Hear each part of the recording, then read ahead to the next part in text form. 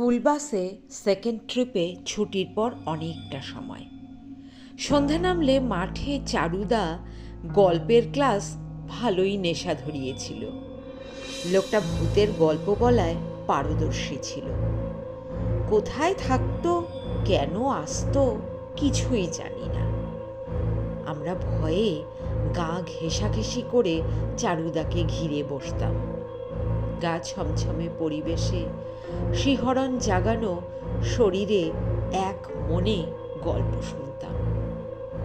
একদিন চারুদা আর এলো না। তারপর কোনো দিনই আর আসেনি। একজন সহপাঠী কোথা থেকে যেন খবর দিল, গল্পকথক নাকি বহুদিন আগেই বজ্রাঘাতে মারা গেছে। তবে কি ওটা ভূত যে আমাদের ভূতের গল্প শোনাতো?